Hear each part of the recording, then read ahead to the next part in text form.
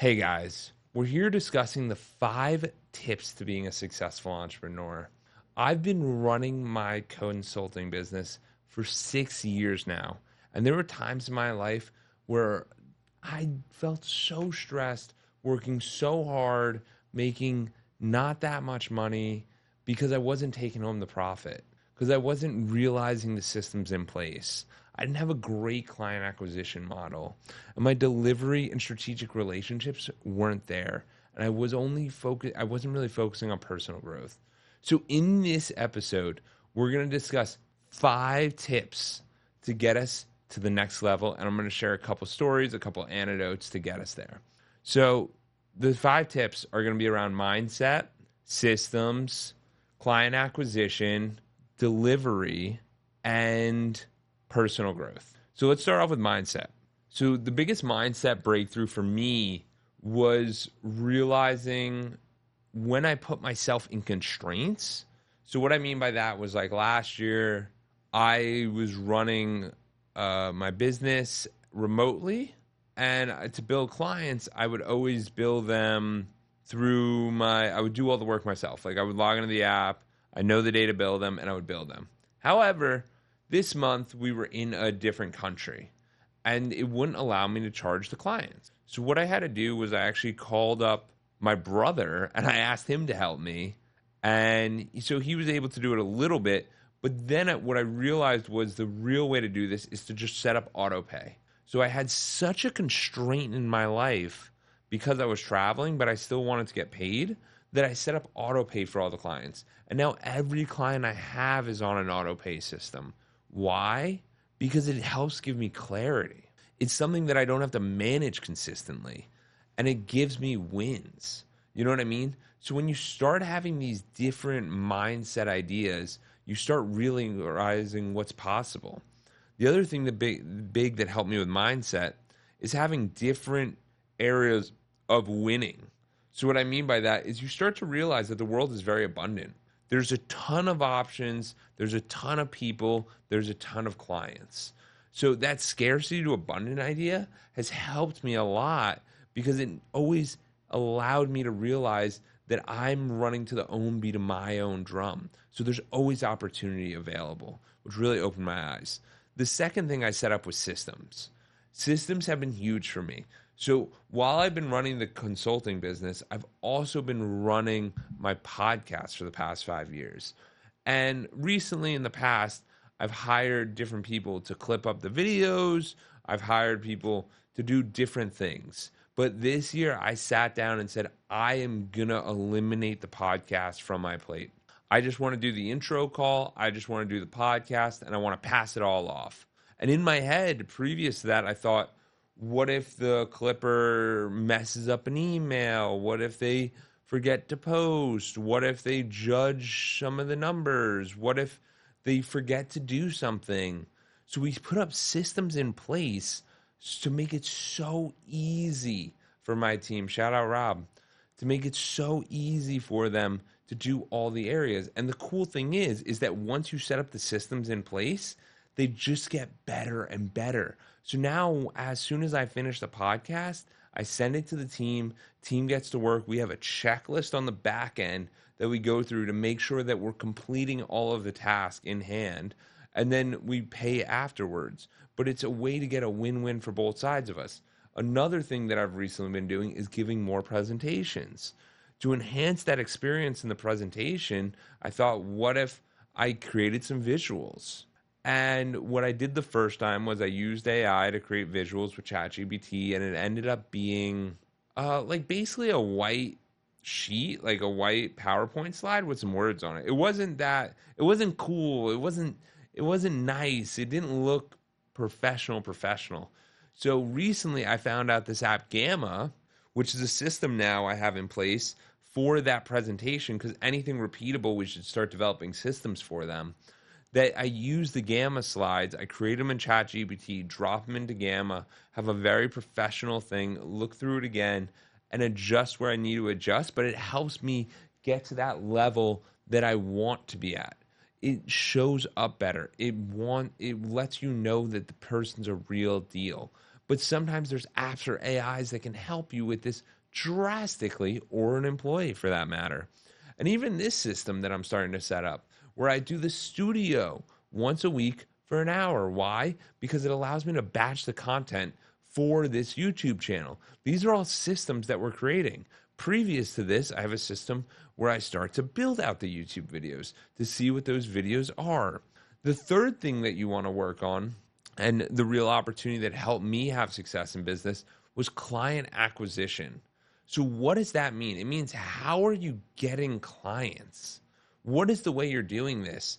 And you might be asking yourself, I don't know. I just got clients. Well, there's usually a system. So some of the systems in place are, you have to talk to new people. You have to talk to people you know. You have to let everybody know what you're doing so that more people can have that. And for a while, the client acquisition machine, I struggled with, because we all struggle with it. What do you mean? It's a very challenging thing. There's a lot of greatly skilled people who don't get clients that they need. So if you need help getting clients, you have to look into better systems. You have to look into different strategic relationships. So a couple different strategic relationships that can occur are, for example, if you're at a gym and you're owning the gym and you want to get more clients, maybe what you could do is you could partner up with a sauna cold plunge studio. Why? Because the sauna cold plunge people and the gym people, you need both of them. They're two pieces that kind of go together. So it allows people, you're targeting the same clientele. So what I mean by that is, you need to strategically align yourself with specific individuals where it becomes a win-win for both sides. Now, nowadays, the cool thing is that that's becoming even more wide-ranging. So what that means is that you can run an auto body shop and start working with the Chinese food delivery place. Why? Because you don't always need alignment. You need just community alignment. You need some underlying thing where both people are like, I really like that Chinese food place, and I really like that auto body shop. So maybe for a night, the auto body shop might go, hey, we're gonna pay $10 on everybody's meals. Fantastic. And then they have a goodwill. And then if they go to the auto body shop, now they get $10 off as well. So now they've saved $20. That might be a good client acquisition model. It also might look like you speaking to different people and providing a value of sort. So what that might look like is, maybe you're a coach, maybe you're a consultant, and you want to be coaching people. So maybe, just maybe, you coach them by giving a presentation, by providing a lot of value, and then at the end, you ask them if they'd like to do a complimentary coaching call, if they want to do a breakthrough session, if they want to dive deeper with you, if they want to experience more of the stuff you do. Why do that? Because it's a win-win for both parties. They're learning about who you are. You're getting another rep to do what you do best. So it's a constant learning thing. And then the fourth thing is delivery. So how do you deliver the content? Originally, when I started with coaching, it was only on one-on-one. And that became really stressful, because if you don't charge enough for your sessions, then you feel like you're constantly chasing clients. Also, you need to realize that you're the one in charge in your business, meaning you create the rules. So like a rule that I've had for quite some time is that if you change the meeting time less than 24 hours, that's going to be a charge. Why? Because it hurts me by constantly changing up my schedule, and it makes it really challenging on me to accomplish what I'm trying to accomplish and try to stay focused as long as I can. That becomes not ideal situation. So you can charge for that. You can have different fees for different things. But the main thing is to recognize what delivery vehicle is going to be best for you. So I was doing a lot of one-on-one coaching. And then what I started to realize was the power of group coaching. You get different perspectives, different opinions. And then even another leverage part is that I started bringing in guest speakers. So I started bringing in these guest speakers to speak to the group from the podcast, so it all connects. Why? It's so that the group can get different perspectives. But in the beginning, you know what I thought about the delivery vehicle? I'm the only one that can speak to the group. I'm the only one that can provide value. How silly was that of me? You start to realize that you're not the most impressive person. Sometimes the value you bring is the facilitation of other people. And that's where the real value add starts to begin. And even before we shot this video, like I had a guest speaker on last night. It's a serial entrepreneur, 77 years old, and most of the audience was 20s and 30s.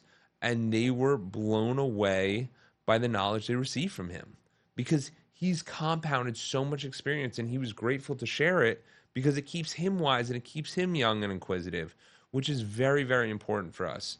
So it's great to identify strategic relationships. You guys might not be paying each other, but you might get clients for each other, which is really the main goal because you're both targeting the same people. So you want to start thinking and asking these questions of like, where am I missing out on a strategic relationship? Where can I dive deeper with some of these people? Where can I learn more, and where can I get to that next level? So I think that's really important. And the fifth and final point is something that I've worked on really, really hard, which is personal growth and kind of habits. So it's how do you create these wins in your life? How do you create these different things that allow you to feel energized? For me, a habit that I've always wanted to take on is waking up early. So what does that look like? That looks like going to the gym by 6 a.m. Why? How did I do that? I signed up for 2 classes of Muay Thai on Tuesday and Thursday at 6 a.m. every single week. And I'm there every week. Why? Because then on Monday, Wednesday, and Friday, I'm going to end up going to the gym early as well because I've already started to build that habit. So the point is that with personal growth, you want to be investing in getting around the right people, learning these systems, learning from people, investing in yourself, or you want to go out and hire people. You want to be able to constantly grow your skills. Maybe you need to hire an accountant. Maybe you need to hire a bookkeeper. Maybe you need to hire an assistant. Whatever it is that's going to allow you to grow and focus on the activities that you need to be focusing on. There's only so many people that can do certain activities. It's very hard to replace the content. With AI, that might be happening sooner than later. We never know. It's hard to replace sales calls. Not always, but it's a very high value activity. And then you might want to get different salespeople to come in. The point is here is that we're talking about the 5 tips to be a successful entrepreneur. And in this, we've discussed about mindset, systems, client acquisition, delivery, how you deliver the product so that it's a good product for them. And then what does personal growth look like? So I hope these tips gave you some perspective on what it takes to be an entrepreneur. Because it's not always, hey, I want to be an entrepreneur. How does this work? But it starts to get a little bit deeper than that. You have to have that mental fortitude to keep on going, that mental resilience. And that's what we talk about with mindset. Because there's many days where you face many, many more negatives than you do positives. And that can be very challenging for us. Because you start to realize that life isn't always going to be positive. But you have to find that light and you have to bring that optimism when everything against you feels that you shouldn't. So it's how do you keep that optimism? And some people, what they do is they create a win journal. I actually have one of these. Whenever I get a text that's empowering, I take a screenshot of it and I put it into my mindset folder. And I just call it wins. And essentially what it is it's something to reference whenever you have a low point. And David Goggins talked about this in his book, Can't Hurt Me, with the cookie jar method, where you start writing down all your accomplishments. And then when you feel less than, you know that you've accomplished these certain things. So it's super important for us to have a resilient mindset. The systems, these are the things that are going to help you organize yourself, get back your time, hire the people, set up the way you do things, develop the habits. That's what's active. Client acquisition is how are you going to get the clients?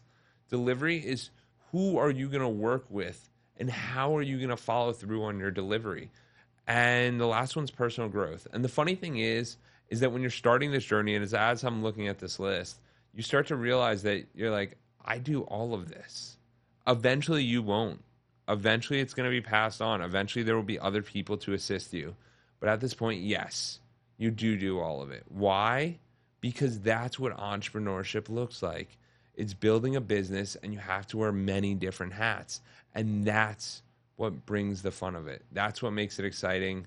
And that's what makes it engaging and awesome. So I wish you guys all the best. I appreciate you clocking in. And I can't wait for the next episode.